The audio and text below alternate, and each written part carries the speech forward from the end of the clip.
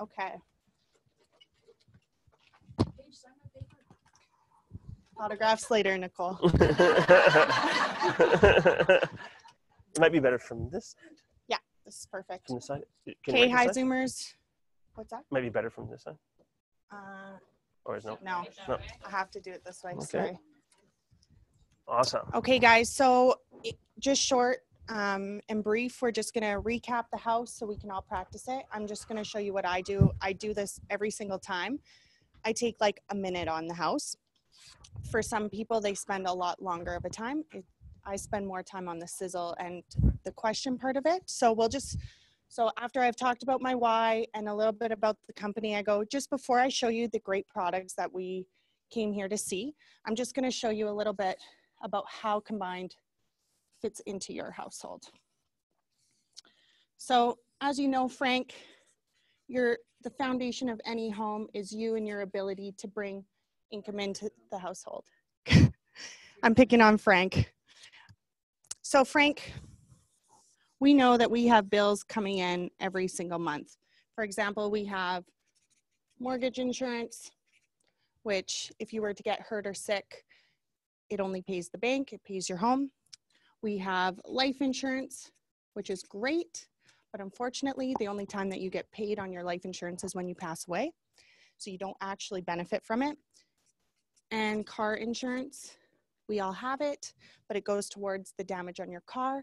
And it's something that we don't necessarily want to use because the premiums go what when you claim? Exactly.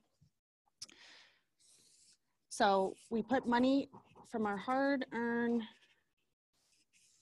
work into all these bills. And then if we have anything left over, we try to put it into our savings so that we can what? Hopefully retire. So what happens, Frank, if you get hurt or sick and you are not bringing in this income anymore? Do these bills still keep coming in, whether you're hurt? They keep coming, exactly.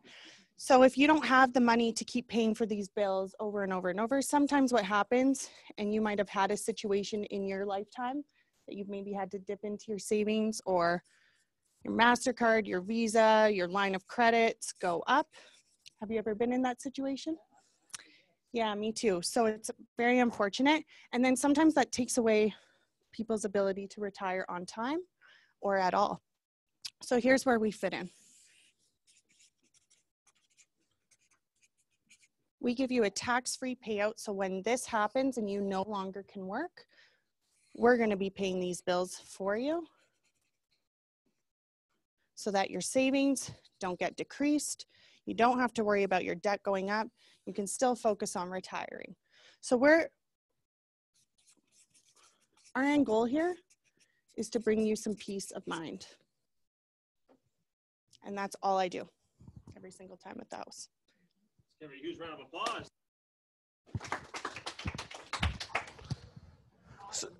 So guys, I just sort of say here, see, now your house might be different the way you do it, but she was just doing like a very generic one, and you can do that. That was probably what, 3 to 5 minutes?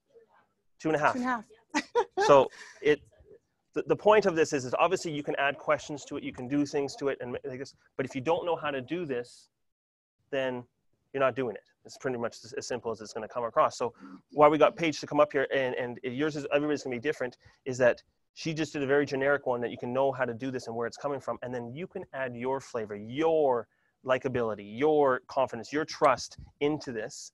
But at any given time, you can be like educating somebody in 2.5 minutes. And that's the point of this, right?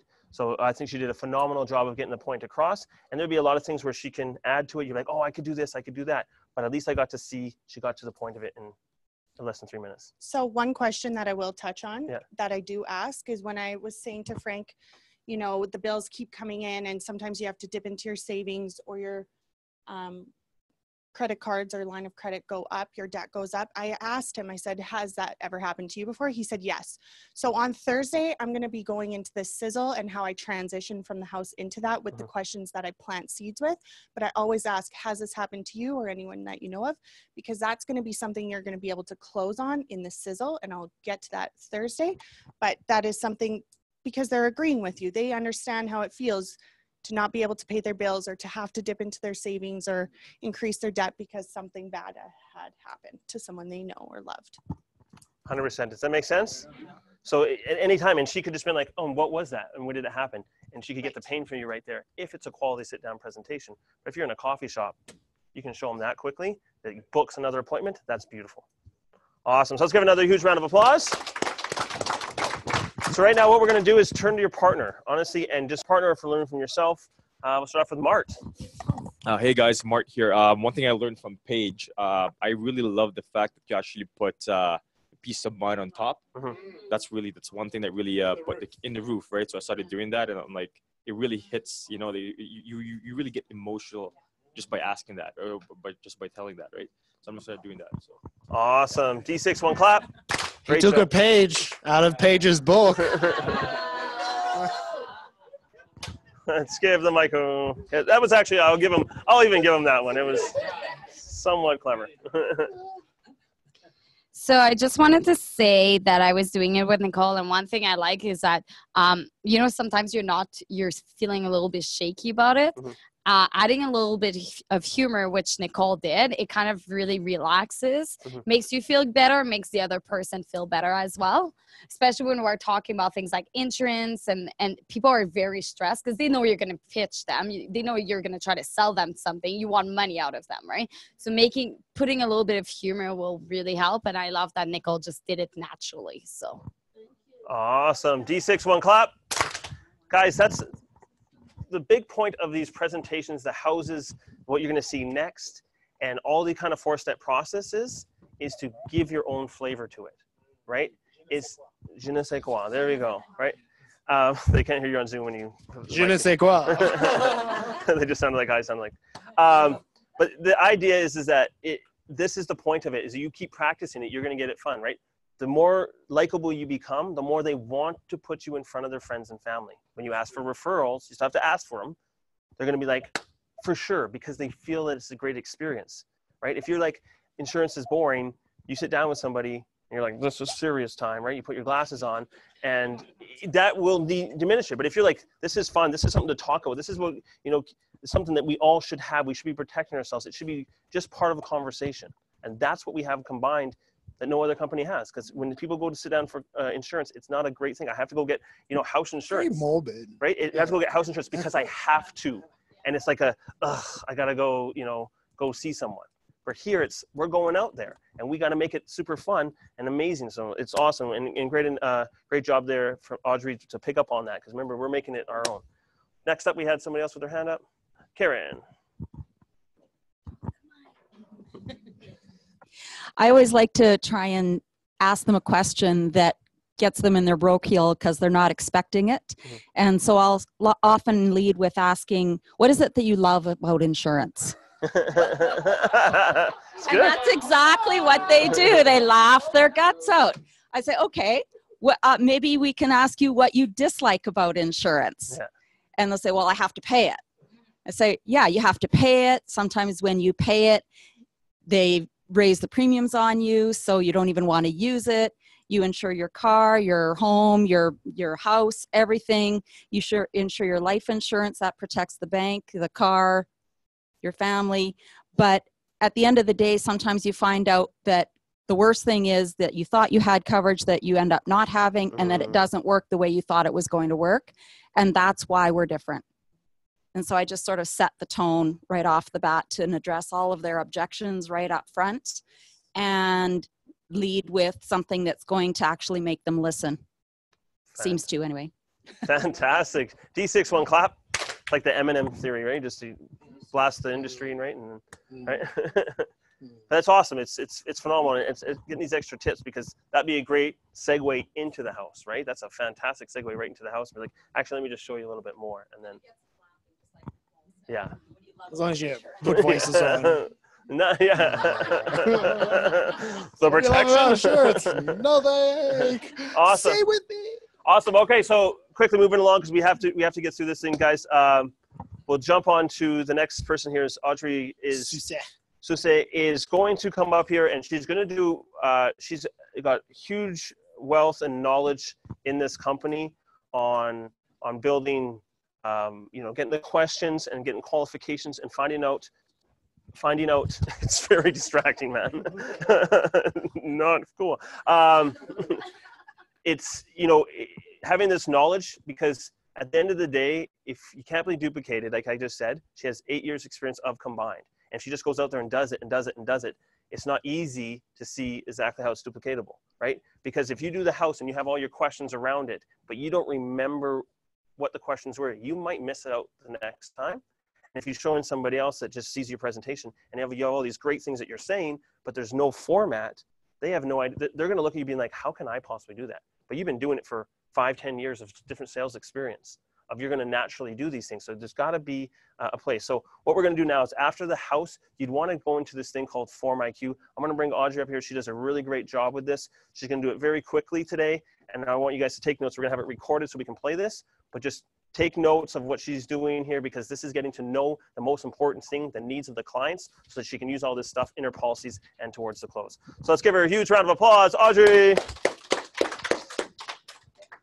you want this one, Audrey? Oh, it's fine. Good. One of the other. All right. Before I start, I just want to know, has it ever happened to you guys that when it comes time to closing, they either come back with an objection such as, I'm going to have to look at what else I have, or, you know what, that sounds interesting, but I'm just going to have to think about it. Has that ever happened to you guys? Have you ever felt like maybe if you would have asked a few more questions, you would have had a great comeback to their answer? Yeah.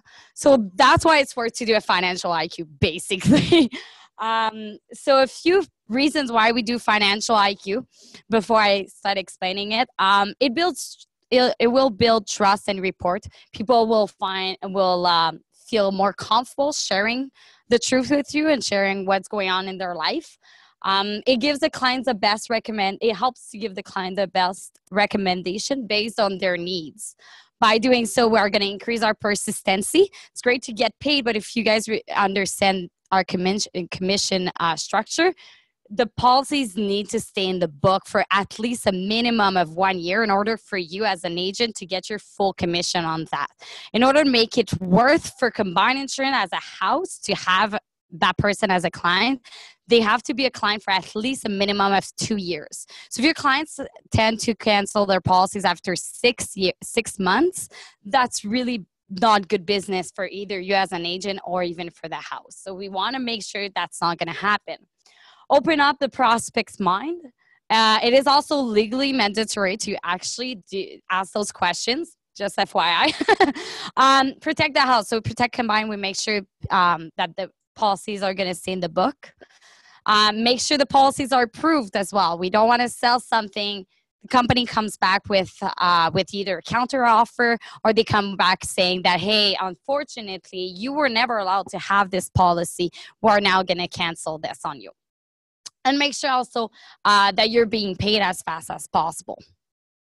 So in the financial IQ, I always start with FORM. So FORM stands for family, occupation, recreation, and money. So in the family, the questions we want to know: who lives in the house? Where their relatives? Where do their relative live? Why do I want to know where their relative lives? Anybody would have an idea? Dana? Referrals? Yeah, thank you. There's referrals. That's good. Angela?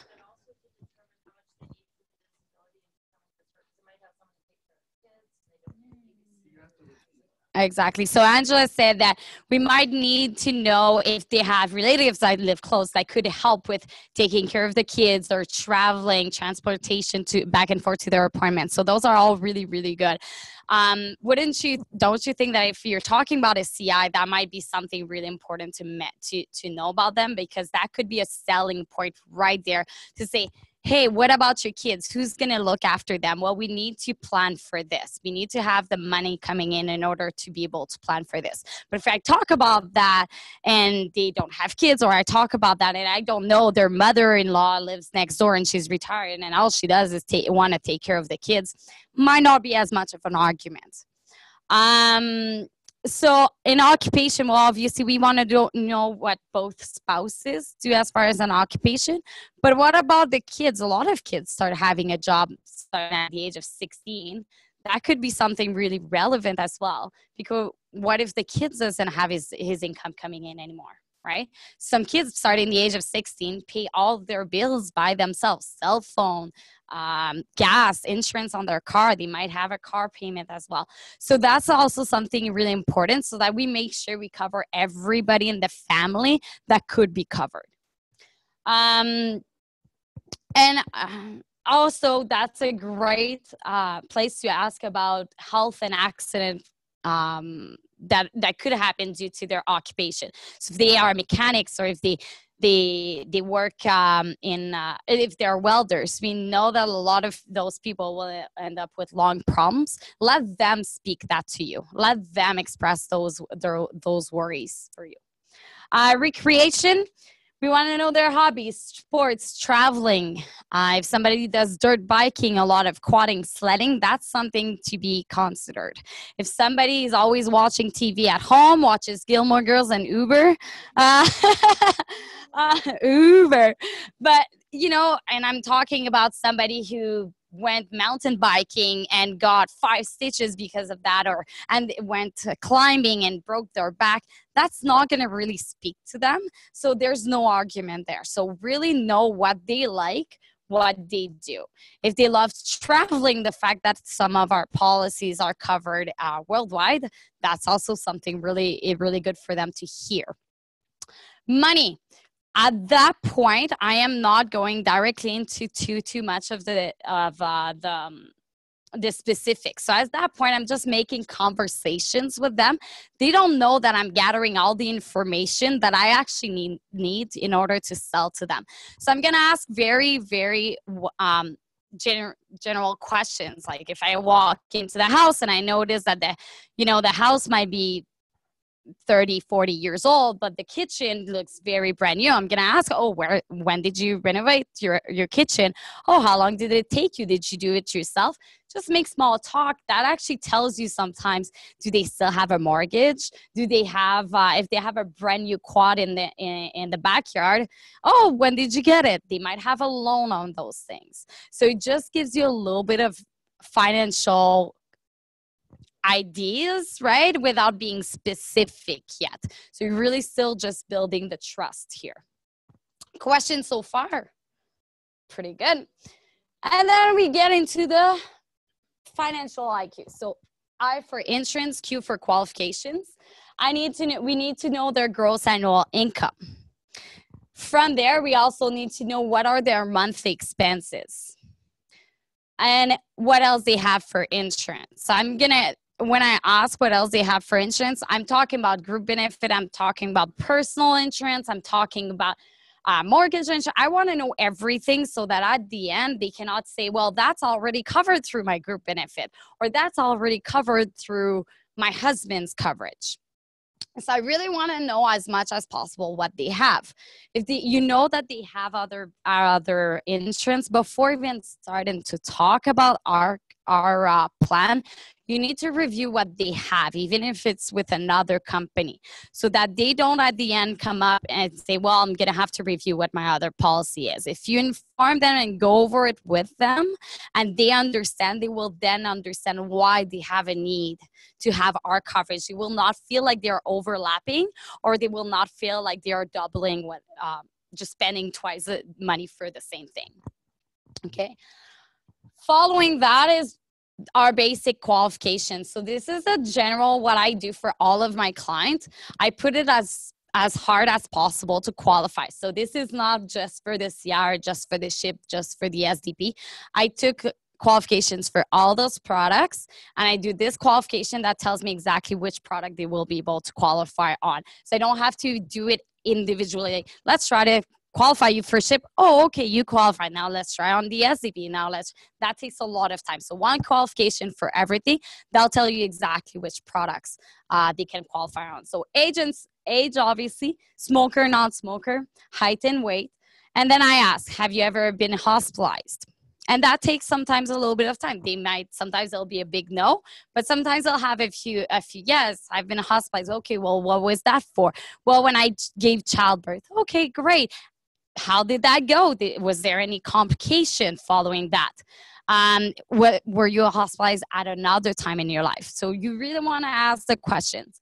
Medication, I put 3 times. I ask that question minimum 3 times throughout the entire time I'll be there. The reason why is not people want to lie is they believe that what they take as far as medication is irrelevant because now they're stabilized. Oh, I'm okay. I have high blood pressure, but it's stabilized. Like I take medication and we're good. Or I only take 0.05. They believe it's irrelevant, but it's very, very relevant to us. So make sure you ask it once at that point. I would ask it a second time when I start doing paperwork, and I would ask it like a 3rd time before they sign the forms. Medication, any diagnosis. Sometimes there are diagnoses that they have that do not require any sort of medication. So I'll ask them, have you ever had any diagnosis for whatever? And then sometimes they'll say, well, I had a mono when I was 5 years old. Great. Still use it as something for you to be able to build a need at the end. So if they have kids, you can bring it back up. Well, do you remember when you were 5 years old and you had mono, you had to stay a week in the hospital? How would that affect you if your kids would have to go through that? And then after I do that, I will once again go back over the qualifications. So what I do at that point, and I start going a little bit more specific. So I ask, ever had cancer, heart attack, stroke, diabetes, high blood pressure, cholesterol, HIV, AIDS, heart-lung problems, MS or any muscular problems, alcoholism, drug addiction. And I go one by one over those. Once they've answered yes or no to all those questions, I go over the family history as well. Whether you want to sell a CI or not, you should know the family history. If a lot of people in the family has had heart attack or stroke or has spent time in the hospital, those are informations that are very relevant because they will be worried about it happening to them as well. So family history, the main one I'll go over, cancer, heart attack, stroke, but you could also add anybody in your family has ever spent time in the hospital, whether it was for an injury or a sickness. And that is your financial IQ, basically. Any questions? Yes, Mart. Let's say I'm trying to obviously I do my qualifications, but I'm not really good at SDP or critical illness yet, right? But when can I plug this in on everything else that we've actually learned so far? So let's say after the house, after the sizzle. We suggest the structure that we want to implement.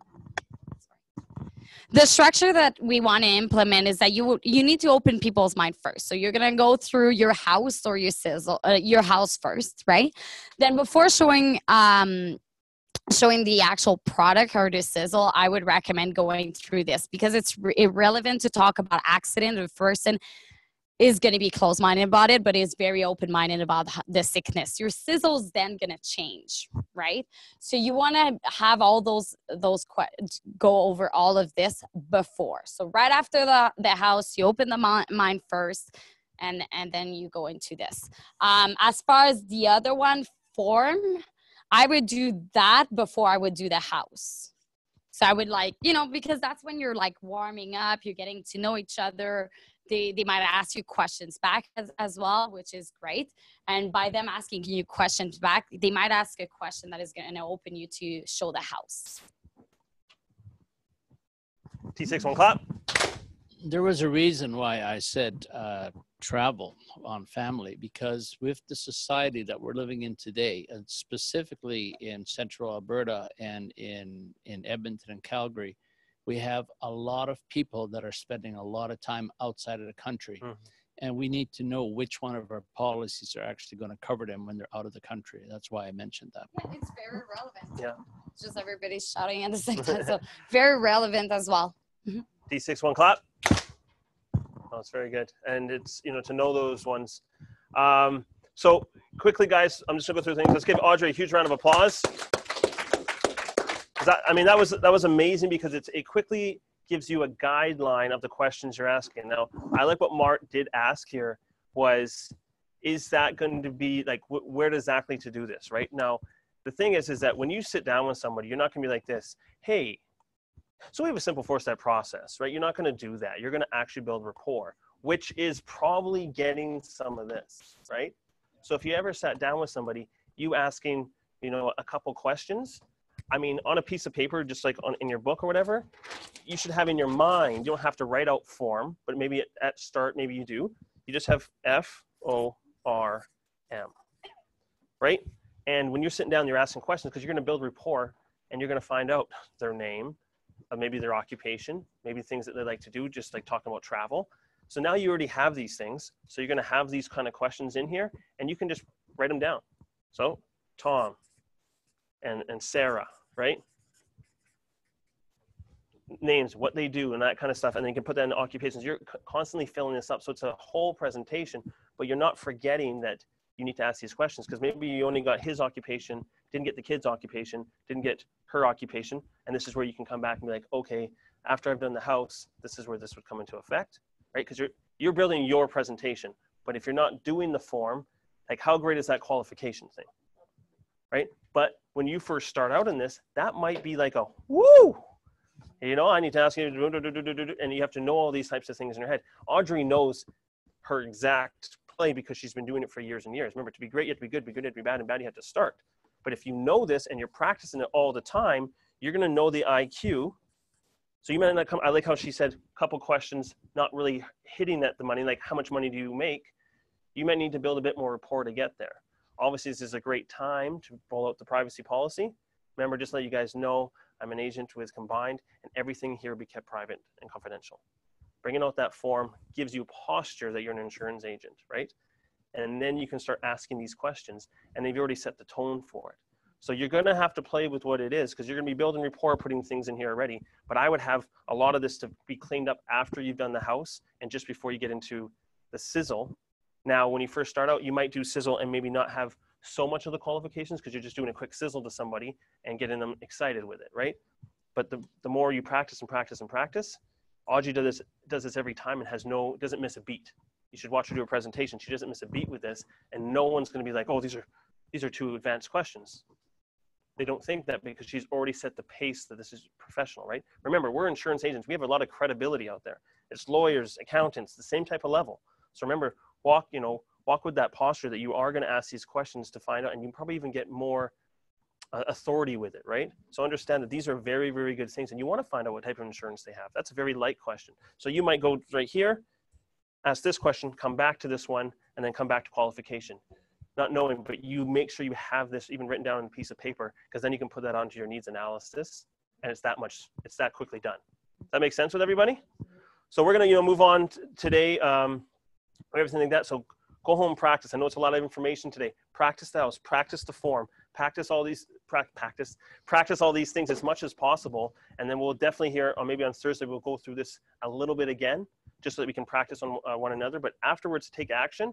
If you've made your phone calls and whatnot, turn to Darlene, turn to Mart, and be like, hey, Mart, let's go through the form real quick.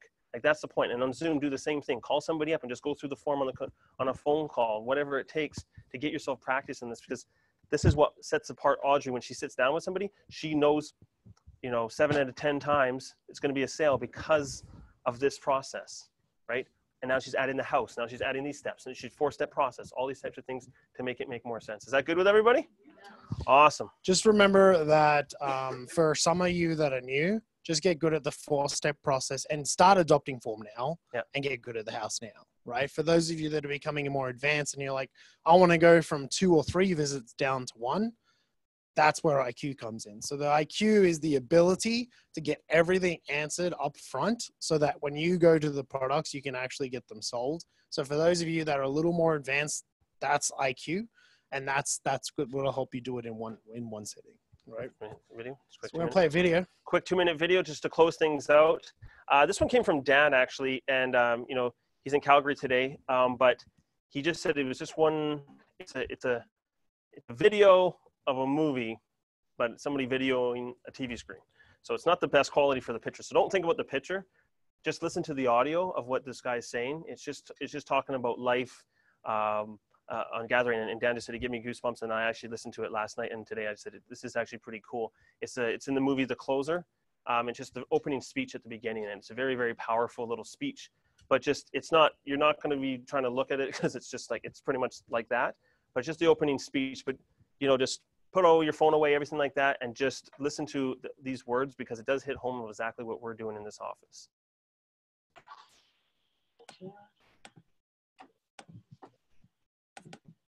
Should we stop recording? It's okay. Ladies and gentlemen, our man of the year, Chester Brown.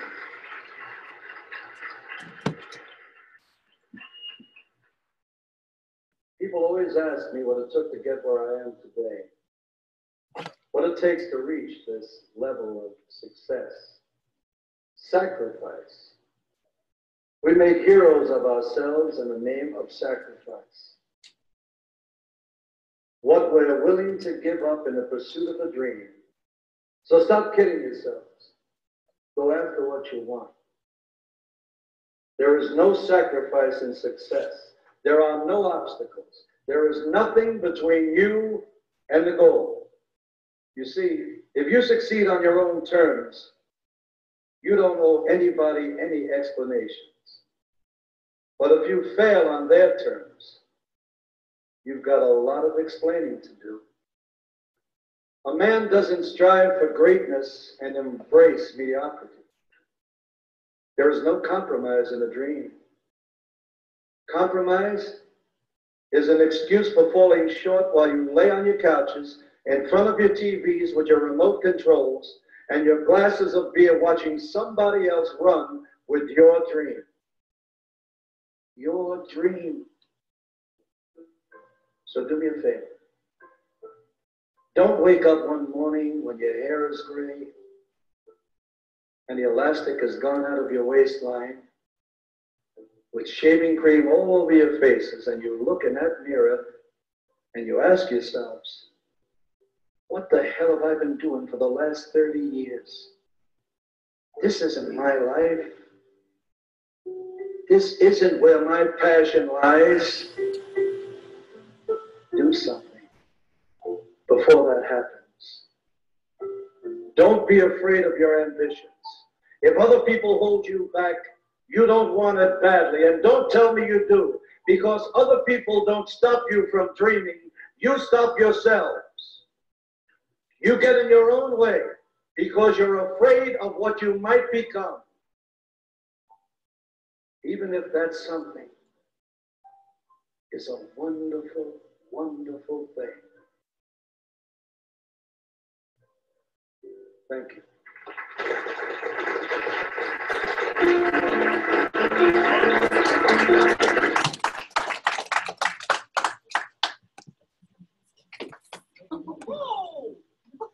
Oh, nice one, Mark. So let's get some shares. Turn off. Can you get some shares from inside the room? What you say from the room or on Zoom today? From the video or from what you've learned here today. I'd just like to again thank Audrey. I remember the first time she did that Foreman IQ at the front of the room, and you showed the posture and they're sitting down, and it was just so impactful to me and really helped to set up my presentations to be coming from a more professional place and having more authority. So just thank you again for doing the IQ and the form. I love it. Awesome. D61 clap.